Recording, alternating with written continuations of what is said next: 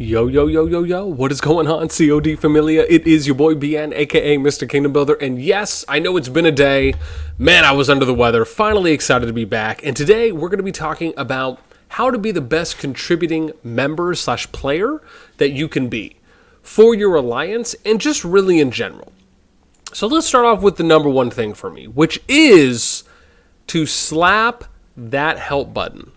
One of the best ways that you can contribute to your alliance is by, hitting your help button as many times as you possibly can. Yes, it may even come up, and you're probably going to see me slapping this throughout this video, but this is something that you should be doing. If you're online and you can hit the help button, trust me, slap it, a little slappy, make daddy happy, okay? For those of you that enjoy trolls, you'll get that reference. This is something that you should always do, because remember, every time you hit the help button, it encourages others to hit their help button as well, especially when they see how fast their helps are filling up. And the important thing here is that the faster that your helps and their helps fill up, the faster that they can then go ahead and, if they want to use speed ups or not, or just be able to have their building or research or whatever it may be complete, that's the word we'll use, that much faster. It really is kind of a rising tide lifts all boats type of situation. So always hit it. Number 2 is going to be donate to tech. And never let your tech donations max out. An example of this, if I go into tech, you can see I have 3 techs, right? I never want the amount of tech donations I have stored up, right? You can see this here, 3 out of 20. I don't want this to ever hit 20 out of 20. So you should always be donating before you go to bed, even if you only have 4, 5, or 6, or 2, or 1. Before you get off, always make sure this number is 0. Because that's going to allow for you to maximize on the amount of overall donations that you're going to be able to give to the alliance without being at 20. Because if you're 20 over 20, every time the donations refresh, you can see here, I believe it's every hour. And so what happens is like, let's say that you're 20 out of 20 and a couple hours go by, well, you've missed out on those amount of donations. So again, always donate to tech. Never let it get to 20 out of 20, especially before you go off for the day.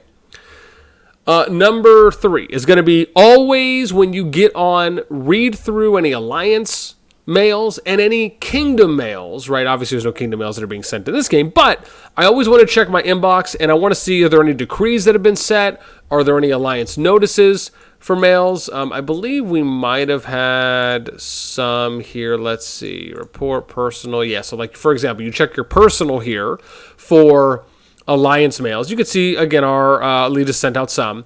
And then if there's any decrees that have been set, right, those are kind of your pinned mails. Those will go here.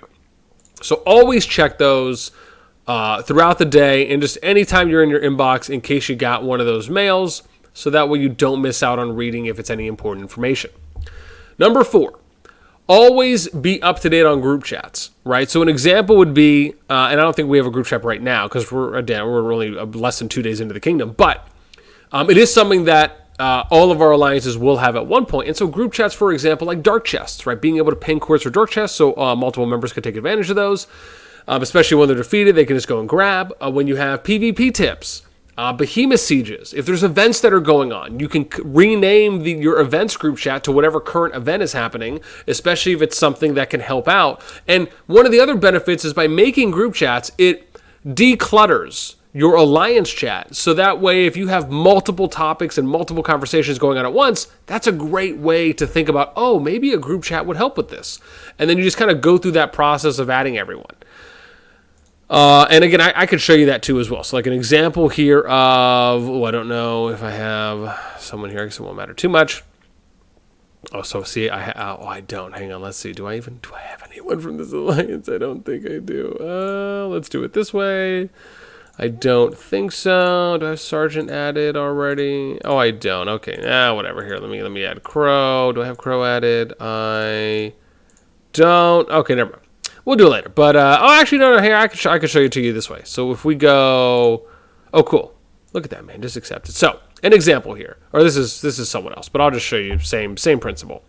So if I go in here, you'll see I can hit plus, and then you just basically go through and you look at the tags and then the alliance name, and you just kind of click on everyone that you need and you hit OK. Very simple. The only thing about alliance group chats is you just have to make sure you're keeping up with those, because every time someone leaves your alliance or joins, it will not automatically update the group chat. So it does get a little bit of work. Next one is going to be number 5, alliance markers. Alliance markers, very important. An example, what markers do we have going on right now? Looks like we're doing a build, and then you got the one I sent, right, which is come mine for gold. So these markers are good, right? Lets people know if they want to come get at your RSS pits.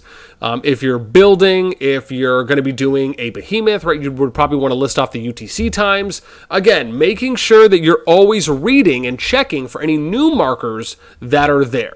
Right? For example, this one's here, so I'm going to remove this because this just doesn't need to be there. But these are things that you want to make sure you're up to date on as a member, checking to see if there's new markers that have been placed throughout the day or even when you wake up. Number 6 is going to be socializing. I think socializing is incredibly important, and I think it just adds really what a lot of us find to be somewhat of the true value in playing games is that we get to interact and socialize with other people. And so going into your alliance chat, and even if it's just something as simple as saying, hey all, good afternoon. I hope everyone is doing well. Let's get after it today and see some good development.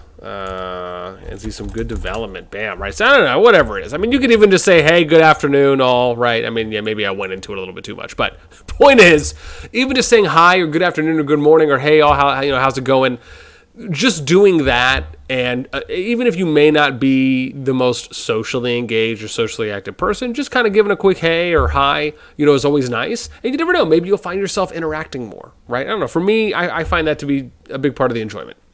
Number 7 is going to be, if someone asks a question in an alliance chat and you know the answer, please help that person out, right? That is really big. And that can be kind of a branch off of number 6, which is a way for you to get into socializing. But if you know the answer that someone's asking, go ahead and help that person out, right? Again, like we said before, rising tide lifts all boats. And then number 8 here for me is check events calendars, right? This is something as a player you should be doing every day, and checking your event calendar so you can make sure, right, and this applies in an alliance and outside of alliance, to see what new events there are, especially if there's alliance or AVA type events, because it will allow for you to maybe work or coordinate with your alliances along with the group chat mention that we did as well, so that way you can just be privy to what is happening and then be able to take advantage and maximize on those events as well.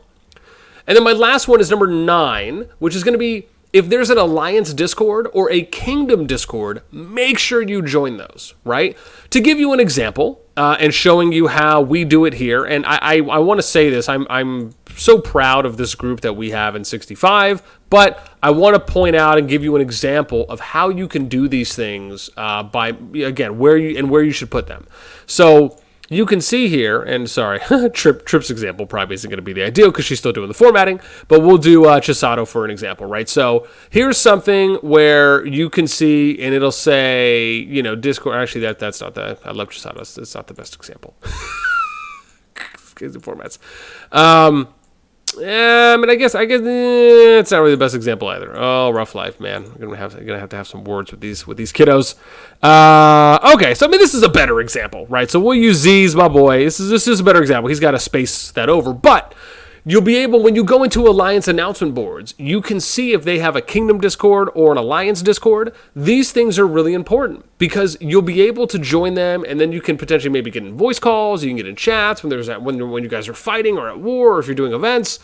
It just gives you another layer and way to interact and to kind of deepen your, I guess, individual engagement with the Alliance. And then if there's a Kingdom Discord, like here, right, we have where it says join Kingdom Discord.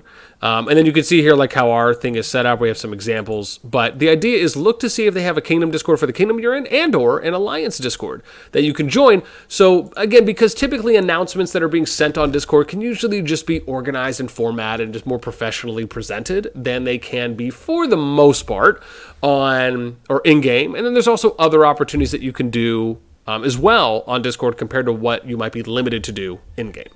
So those are going to be my 9 tips for how to be the best contributing Alliance member that you can be. I hope this helps. And of course, ooh, wow, I'm actually so happy that I didn't have any water in that cup. But again, Let me know what you guys think in the comments down below, right? If you enjoyed this, if you found some of the tips helpful, and if there's any other tips that you might have, let me know. Always happy to read. And for anyone else that's checking out the video and they can possibly see some other tips as well that might be found to be useful, they'll be able to take advantage of that as well. That's going to be it for me. As always, until next time, I will catch you later.